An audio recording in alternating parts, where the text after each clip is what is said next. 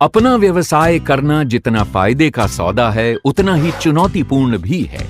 देश के किसी भी राज्य और शहर में अगर आप अपना खाद्य व्यवसाय शुरू करना चाहते हैं, तो भारत सरकार के food safety and standard authority of India यानी भारतीय खाद्य सुरक्षा एवं मानक प्राधिकरण की वेबसाइट पर पंजीकरण करें। कैसे होगा पंजीकरण और कैसे मिलेगा आपको सरकार की तरफ से लाइसेंस, इसके लिए आपको हमारे साथ बस 2 मिनट रहकर ध्यान से बातों को सुनना है और जरूरी हो तो पेन कॉपी पर लिख भी लेना है। सबसे पहले कंप्यूटर या लैपटॉप पर आपको foscos.fssai.gov.in टाइप करके वेबसाइट को खोलना है। यह वेबसाइट दरअसल खाद्य सुरक्षा अनुपालन प्रणाली के लिए है। इसी में आपको अपने व्यवसाय का पंजीकरण करना है। होम पेज पर लाइसेंस पंजीकरण आवेदन के लिए आपको नए लाइसेंस पंजीकरण आवेदन ऑप्शन पर क्लिक करना है। जैसे ही आप क्लिक करेंगे, एक नई विंडो खुलेगी। इसमें कई ऑप्शन होंगे। रेलवे में खान पान का व्यवसाय, हवाई अड्डा या बंदरगाह पर खान पान का व्यवसाय या सामान्य जगह पर काम करने के ऑप्शन। जो भी काम आप करना चाहते हैं उस ऑप्शन को सिलेक्ट करें और आगे बढ़ें। यहां हम सामान्य जगह के विकल्प पर क्लिक करते हैं। अब देखिए, जो विंडो ओपन हुई है, यहां आपको राज्य का चयन करना है जहां आपका व्यवसाय चल रहा है या फिर जहां आप व्यवसाय करना चाहते हैं।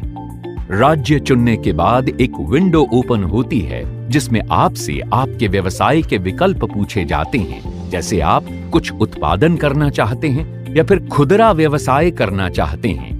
लेकिन यहां हम इस विकल्प पर क्लिक करते हैं जो है खाद्य सेवा यानी फूड सर्विसेज। खाद्य सेवा पर क्लिक करते ही आपके सामने नीचे की तरफ ऑप्शन आते हैं जिसमें hawker, restaurant, food vending establishment, club, canteen, caterer, hotel के विकल्प आएंगे।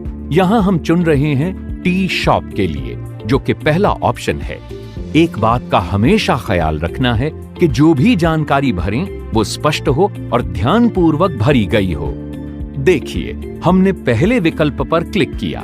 क्लिक करते ही नीचे एक विंडो ओपन हुई जिसमें हम क्लिक करते हैं और नाश्ते और चाय के छोटे व्यवसाय को सिलेक्ट करते हैं और फिर नीचे स्क्रॉल करते हुए आगे बढ़ने के बटन पर क्लिक करते हैं। क्लिक करते ही नई विंडो ओपन होती है जिसमें रजिस्ट्रेशन के लिए आगे बढ़ना होता है।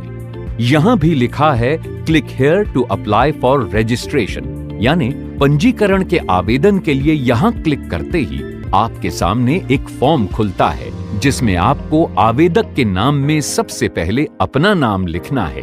टी शॉप के लिए आप रजिस्ट्रेशन कर रहे हैं तो आपको तय करना है कि आपका पद क्या होगा। आप अकेले हैं या कोई साथी पार्टनर भी है। अगर अकेले हैं तो आप इंडिविजुअल यानी व्यक्तिगत रूप से पर क्लिक करके फॉर्म में आगे बढ़ेंगे। अब आपको अपने व्यवसाय की जगह का पता लिखना है। जिले का नाम, गांव का नाम, पिन कोड और आपके एड्रेस के पास कोई लैंडमार्क हो तो आपको वो भी यहां लिखना है। सही नाम और पता भरने के बाद आपको पत्राचार के लिए विकल्प मिलेंगे। इसमें भी आपको अपना एड्रेस, जिले का नाम, गांव के नाम का चयन करना है और पिन कोड भरना है।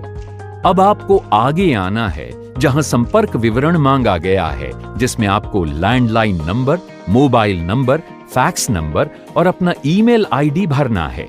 यहां एक बात ध्यान रखनी है कि आपको वही फोन नंबर देना है जिसे आप इस्तेमाल करते हैं, क्योंकि उसी नंबर पर ओटीपी भी आता है।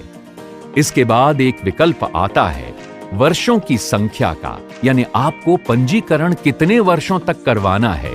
इसमें उपलब्धता 1 वर्ष से 5 वर्ष तक है, जिसका चयन करने के बाद आपके सामने अगला ऑप्शन आता है जिसमें आपको बताना होता है कि आपका व्यवसाय खाने की किस श्रेणी में आता है। इस पर क्लिक करते ही आपके सामने कई तरह के ऑप्शन आएंगे।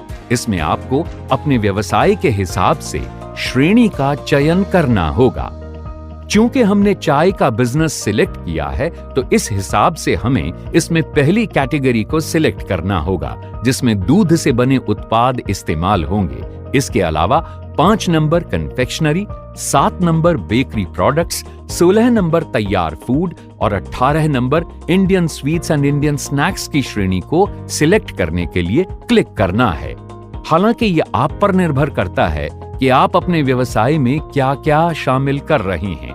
उसी के हिसाब से आप इसमें कैटेगरी सिलेक्ट करें, सेव करें और आगे बढ़ें। इसके बाद आपको सबसे आखिर में एक तारीख लिखनी है जब आप अपना बिजनेस शुरू करना चाहते हैं।